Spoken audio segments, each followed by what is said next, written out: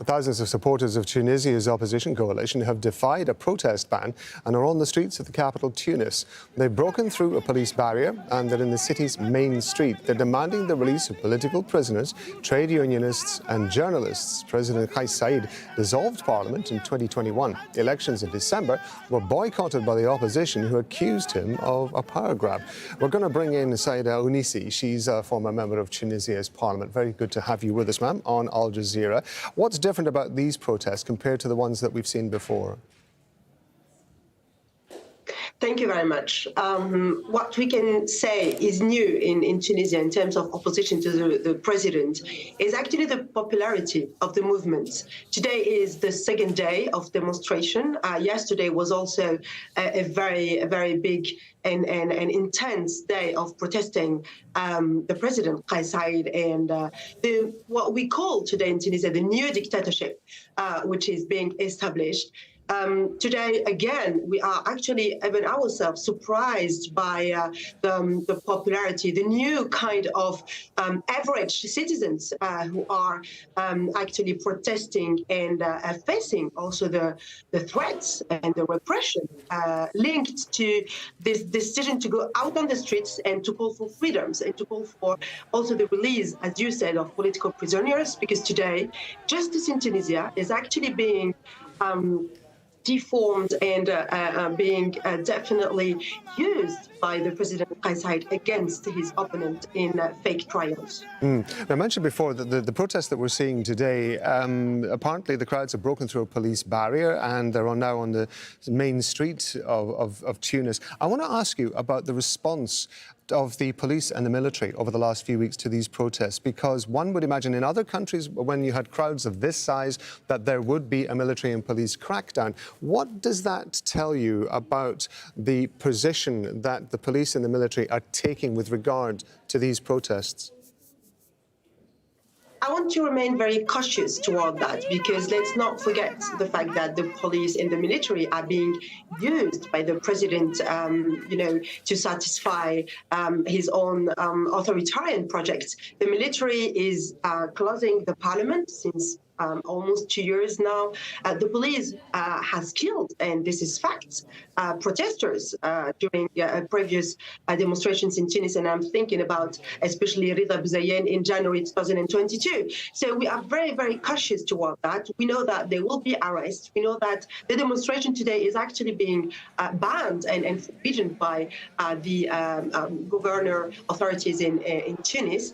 But in the same time, I'm very hopeful to the fact that the police actually learned from the revolution, the military learned from the revolution, and what is important is to stick to people's rights and people's also desires for a rule of law kind of system, and to respect people.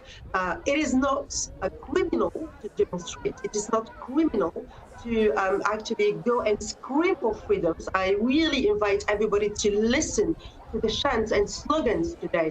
There are actually people calling for democracy, despite this term being unfashioned, and despite all the trials again and the very difficult time Tunisia is going through. And also, and this is important, this is not an elitist kind of demonstration. People are calling for economic reforms, are calling for social reforms, are calling for inflation to be controlled by the state. There are also very concrete, I would say, demands coming from the streets today. It's not, and it's very important to say, an elitist demonstration for people who are just talking theoretically about democracy.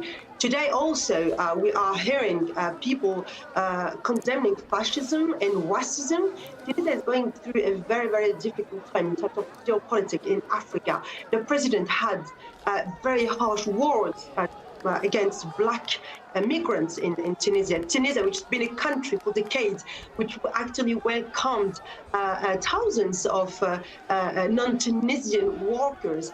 And today this rhetoric, which is, and we know it very well, just a way of defense against all the difficulties Tunisia is going through, because the president don't want to address it, don't want to address the fact that dictatorship cannot and But will never forgive be me for interrupting you, but I do want to ask you one thing very briefly. It has to be acknowledged, of course, that the president still has a significant amount of support within Tunisia. How concerned are you that his supporters are not being influenced by the opposition protests that are happening? And in fact, we may end up seeing clashes on the streets between supporters of the president and those of the opposition. I think it's it's in a situation when you have a very deep economic crisis and people are basically fighting for their daily existence in terms of social and economic matters. It's very actually easy to spread misinformation, disinformation, and rumors, lies, and to again kind of manipulate these masses. And this is not something which is proper to Tunisia, and it's actually happening in Tunisia in the way, just to speak about this last days, the fact that Tunisians, or a large party of the public opinion, got convinced by the president that black migrants in Tunisia are taking the jobs of Tunisians, are actually those who are responsible and behind the economic crisis in Tunisia. Also say, and you are definitely right in that his discourse and his ideology is actually well spread also among Tunisians. And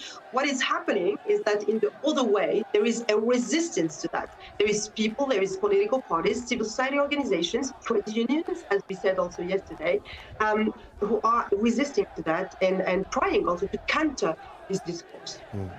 Saied and Nissa, we appreciate you being with us on Al Jazeera. Thank you very much indeed. Thank you.